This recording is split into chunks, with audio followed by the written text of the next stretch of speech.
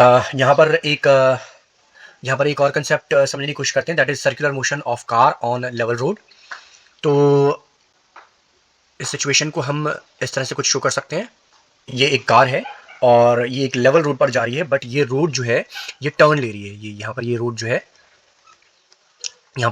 ये टर्न ले रही है इस तरह से ना, ऐसे करके टर्न ले रही है।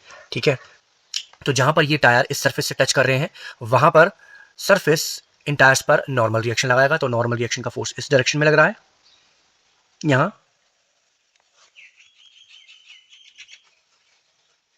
यहां। ठीक है, ये R1 हो गया, ये R2 हो गया। ठीक है, यहां पर एक force of friction in tyres पर काम कर रहा है। सरफेस देखिए फोर्स ऑफ फ्रिक्शन कैसे काम कर रहा है। फोर्स ऑफ फ्रिक्शन इस डायरेक्शन में काम कर रहा है, इस डायरेक्शन में F1 and F2, F1 and F2। ये इस तरह से क्यों काम कर रहा है ये मैं आपको अभी थोड़ी देर में बताता हूं। अब देखिए यहां पर मैंने माना कि इस कार का जो सेंटर ऑफ मास है वो ये पॉइंट पर है, तो इस पर mg नीचे की तरफ काम कर रहा है, mg नीचे की तरफ काम कर रहा है। तो इसी पॉइंट पर अगर हम नॉर्मल रिएक्शन निकालना चाहें तो नॉर्मल रिएक्शन इस डायरेक्शन में काम करेगा, and that would be the sum of R1 and R2, R1 plus R2। ठीक है, तो ये फोर्सेस इस पर काम कर रहे हैं। अब देखिए मैं इन पॉइंट्स को एक बार वापस से रिपीट कर देता हूं। R1 और R2, अगर आपको ये डाउट है कि R1 और R2 यहां क्यों लगाया, इस पॉइंट पर क्यों लगाया इन टायर्स पर, तो देखिए यहां पर मैंने ये इसलिए शो किया है क्योंकि जो नॉर्मल रिएक्शन है वो हमेशा सरफेस के द्वारा लगाया जाता है, बट हाँ जो सेंटर ऑफ मास होता है वहां पर सारा का सारा मास कॉन्सेंट्रेटेड माना जाता है। तो mg जो होता है वो सेंटर ऑफ मास पर लग रहा है। ठीक है, तो mg यहाँ इस पॉइंट पर लगता हुआ दिखाया है।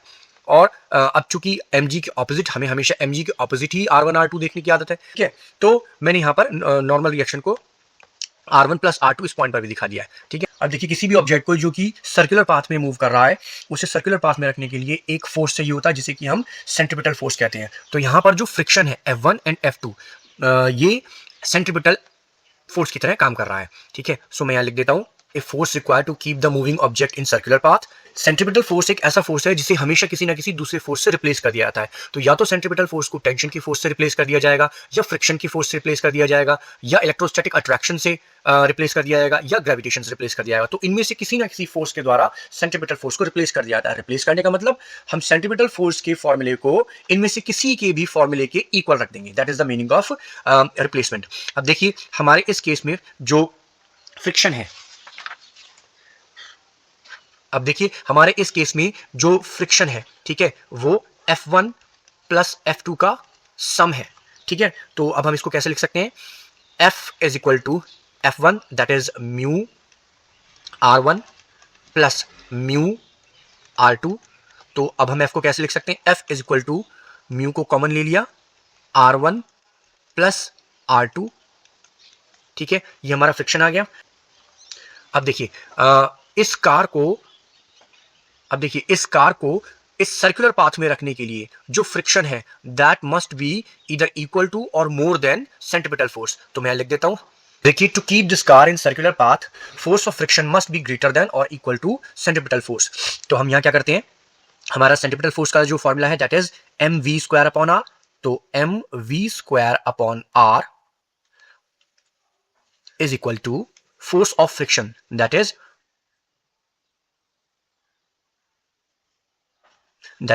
Mu R1 plus R2।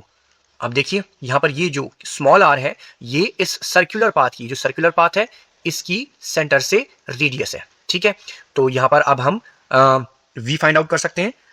तो देखिए mv square is equal to mu R1 plus R2 into r, v square is equal to mu R1 plus R2 into r upon m,